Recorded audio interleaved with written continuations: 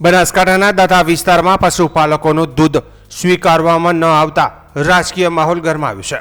સમગ્ર ઘટનાને લઈને જિલ્લા કોંગ્રેસ સમિતિ પ્રમુખ ગુલાબસિંહ રાજપૂતે ભાજપ સરકાર અને ડેરી તંત્ર સામે આકરા શબ્દોમાં પ્રહાર કરતા આ ઘટનાને લોકશાહી પર સીધો હુમલો ગણાવી કડક કાર્યવાહી કરવાની માંગ ઉઠાવી છે. ગુલાબસિંહ રાજપૂતે આક્ષેપ કર્યો હતો કે સ્થાનિક સ્વરાજ્યની ચૂંટણીમાં કોંગ્રેસના ઉમેદવારની જીત બાદ ડેરી મંત્રીના ઈશારે પશુપાલકોનું દૂધ લેવાનું બંધ કરાયું છે. તેમણે કહ્યું કે ભાજપને મત નહીં આપનાર પશુપાલકોને ટાર્ગેટ કરવામાં આવી રહ્યા છે, જે લોકશાહી મૂલ્યો માટે ગંભીર ખતરો છે. ભાજપને વોટ આપશો તો જ દૂધ લઈશું તેવો અભિગમ સરમુખત્યારશાહી દર્શાવી છે. મત કોને આપવો તે દરેક નાગરિકનો બંધારણીય અધિકાર છે, પરંતુ રાજકીય વેરઝેર રાખીને પશુપાલકોની આજીવિકા ઉપર તરાપ મારવાનો પ્રયાસ થઈ રહ્યો છે તેમ તેમણે જણાવ્યું. પૂર્વ ધારાસભ્યે વધુમાં ગંભીર આક્ષેપ કરતા જણાવ્યું કે ભાજપ પોલીસ અને વહીવટી તંત્રનો ઉપયોગ કરીને વિસ્તારમાં ડર અને દબાણનું વાતાવરણ ઊભું કર્યું છે. આ મામલે બનાસકાંઠા કલેક્ટર તથા રાજ્ય સરકાર તાત્કાલિક દાખલગીરી કરી અને પશુપાલકોનું દૂધ સ્વીકારવાની પ્રક્રિયા તુરંત શરૂ કરાવે તેવી માંગ કરી છે. જિલ્લા કોંગ્રેસ સમિતિએ ચૂંટણી પંચને પણ આ સમગ્ર ઘટનાની નોંધ લઈ તપાસ હાથ ધરવાની અપીલ કરી છે. પશુપાલકોમાં આ મામલે ભારે રોષ જોવા મળી રહ્યો છે અને યોગ્ય નિર્ણય નહીં લેવાય તો ઉગ્ર આંદોલનની ચીમકી પણ ઉચ્ચારવામાં આવી છે. બોલો શું થયું? દોતા તાલુકાના પાતળિયા ગામની મંડળીમાં દૂધ મંડળીમાં અમે કોસા ગામના વર્ષોથી દૂધ ભરાવીએ છીએ ને આ કાલથી પણ આ ચૂંટણીને લગતા હમણાંથી ચૂંટણી આવી જિલ્લા ડેલિગેટ તાલુકા ડેલિગેટની, એટલે જે ચૂંટણી થઈ એમાં અમે કોસા ગામના લોકોએ અમારા પાતળિયા ગામને જે વતની પેલા કલાજી ઠાકોર હતા એમને અમે બીજેપીમાં કોસા ગામ વતી 60% મતદાન આપ્યા. કોંગ્રેસવાળાનો પ્લસમાં છે 40%.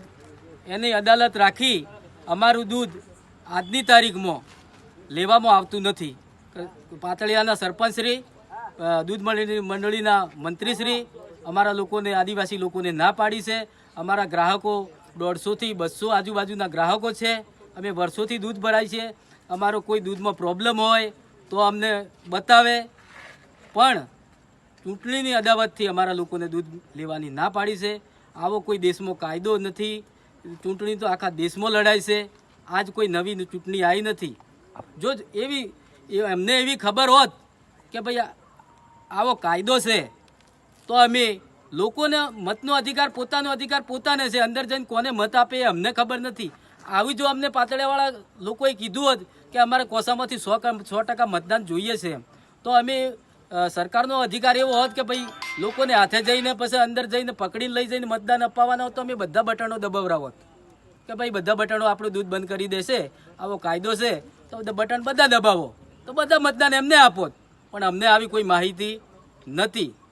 એટલે આજે અમારા દૂધ બંધ કર્યું છે. એટલે આનો અમારે કયા કારણસર બંધ કર્યું છે એનો નિવેડો જોઈએ.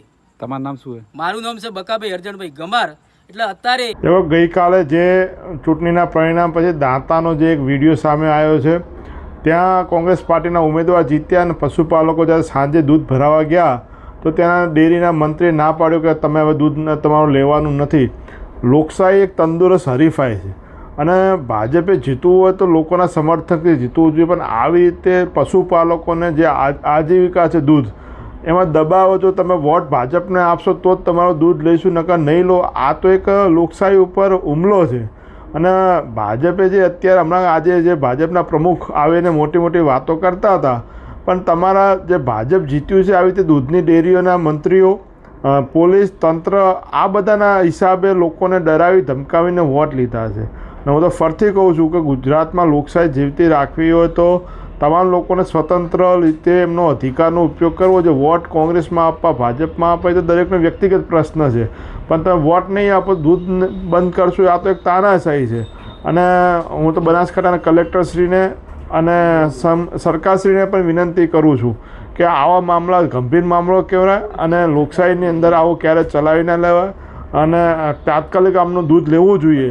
અને જો સરકારશ્રી, કલેક્ટરશ્રીની જવાબદારી બને છે કે સહકારી મંડળી ડેરીના મંત્રી જો આવી રીતે ના કઈ રીતે પાડી શકે, દૂધ કદાચ ત્યાં દૂધ ભરાવનારા ભાજપના પણ વોટ આપ્યા હશે, કોને ન ખબર છે, કોંગ્રેસને જ આપ્યા છે.